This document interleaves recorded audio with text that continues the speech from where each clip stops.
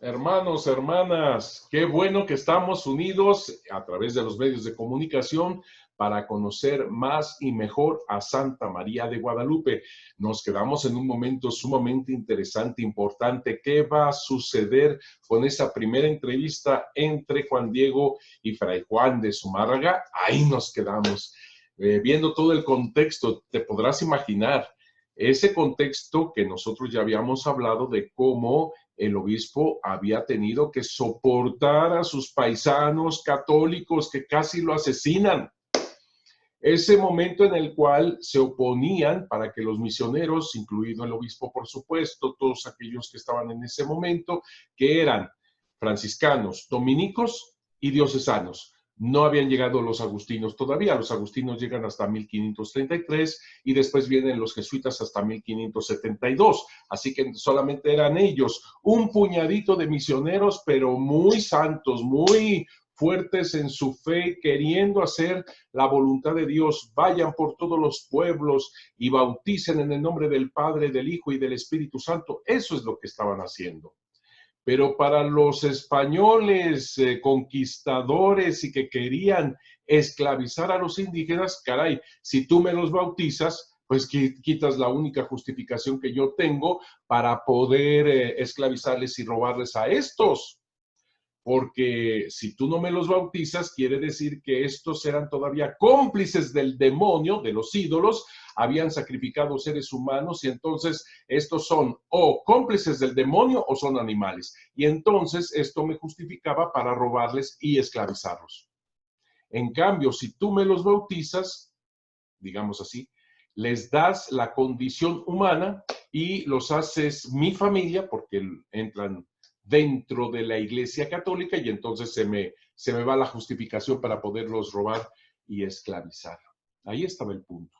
Y por eso no querían estos disque católicos que los misioneros siguieran bautizando, siguieran formando en su religión católica, etcétera, etcétera.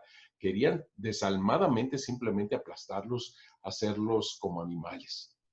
Como la Santísima Virgen de Guadalupe viene para quitar cualquier idolatría, pero te estás dando cuenta, quitar la idolatría indígena, pero también quitar la idolatría española, del poder, de manejar a los demás como si fueran objetos de sus intereses mezquinos, para que quita todo ese tipo también de idolatrías. Efectivamente, los españoles también traían sus idolatrías. La Virgen de Guadalupe toma lo bueno y verdadero de las dos culturas y les da la plenitud en Jesucristo nuestro Señor.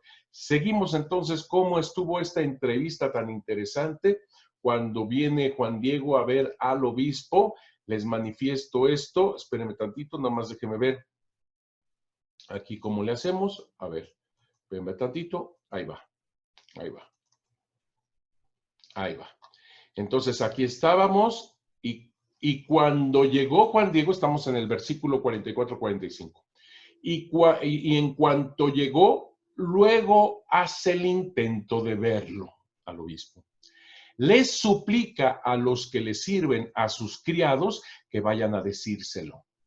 Después de pasado largo rato, pero ese largo rato es terrible. Al mismo tiempo que es terrible, humillante, todo lo que hacen estos criados, al mismo tiempo, gracias a eso, se descubre quién es Juan Diego. Su paciencia, su humildad, su obediencia, precisamente en la adversidad, es donde se da, se manifiesta estas virtudes de Juan Diego. Pues bien, después de pasado largo rato, vinieron a llamarlo cuando mandó el señor obispo que entrara. Y en cuanto entró, enseguida ante él se arrodilló, se postró, luego ya le descubre, le comunica el precioso aliento, la preciosa palabra de la Reina del Cielo, su mensaje. Y también le dice lo que le había maravillado, lo que vio, lo que escuchó. Está cumpliendo fielmente todo lo que le dijo la Santísima Virgen de Guadalupe. Y entre todo lo que le dice, evidentemente, es que apruebe que se le edifique esa casita sagrada. Seguimos. Aquí vemos más o menos cómo se está pasando todo esto. ¿Y cómo podría un obispo recién llegado, que casi lo matan, que ve como una guerra cósmica el quitar toda la idolatría a los indígenas, y que, claro, imagínate tú que llega un macehuano, un indígena recién convertido, que todavía se está formando porque va al catecismo en Tlatelolco, de hecho, a eso iba, que se le aparece la Virgen y que la Virgen le habla? ¿Cómo le va a creer así nada más a la primera este buen hombre, este gran fraile, fray Francisco, fray Juan de Zumárraga, este franciscano, que quería le edificara un templo? Ahí le dice la misión, en el Tepeyac, ¿te acuerdas? En el llano del Tepeyac, donde antes había estado edificado un templo a la diosa Coatlicue, por ahí había estado edificado mismo que se destruyó en el tiempo de la guerra de conquista, o Teotenantzin, como le decían. Obviamente, mijos, no va a creer el obispo sin más todo lo que está pasando, que la Virgen me habla y que quiere que construya un templo cerca de donde había estado un templo pagano a la diosa Coatlicue. Imagínate tú, no es lo mismo, ojo, no es la continuidad, ya lo hemos dicho. Pero aquí estamos viendo cómo crees tú que este pobre fray Juan de Zumárraga le cree así porque sí a un pobre indígena que además no sabía su idioma, no sabía náhuatl, ni el indígena sabía el español. Que te quiero decir una cosa, fray Juan de Zumárraga no sabía tampoco mucho castellano. Su lengua madre era vasca. Los vascos eran hacia el norte de España, tenían su propio idioma y ese era el idioma materno de fray Juan de Zumárraga. Él tuvo que ir aprendiendo el castellano y más o menos, ¿no? Imagínate tú, ahora viene un indígena que le habla en náhuatl, por eso precisamente en esta pintura de Fernando Leal que se encuentra allá arriba en el Cerrito, en la capilla del Cerrito, estos murales internos, ahí viene una persona, un viejito a un lado, que hace la función de traducirle al obispo lo que está hablando Juan Diego en náhuatl. Nosotros sabemos que tuvo un traductor, fray Juan de Zumárraga, pero no tan anciano. Pero bueno, aquí está significando que alguien le está ayudando para esto. Pero el obispo, dice el Nicamopogo 44-45, pero el obispo, habiendo escuchado todo su relato, su mensaje, como que no mucho lo tuvo por cierto. Obvio.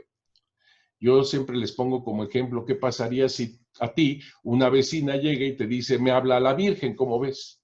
Pues, ¿a poco nada más le crees a la primera? Y luego, teniendo en cuenta que este fraile era obispo de México y tenía la responsabilidad ante todo esto que acontecía en México, que para ellos eran muchas idolatrías. Imagínate, estaba ahí tratando de ver, de dilucidar cuál era la verdad. Como que no le creyó. Pero jamás, ojo con esto, jamás el obispo trató mal al indígena. Jamás le habló mal, jamás lo humilló, jamás. Fíjate lo que le responde el obispo. Hijo mío, otra vez vendrás. Aún con calma te oiré.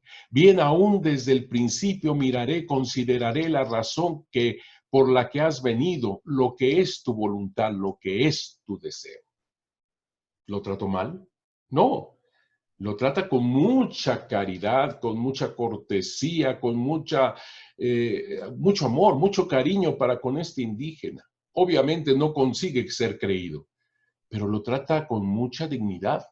Incluso le invita, otra vez vendrás.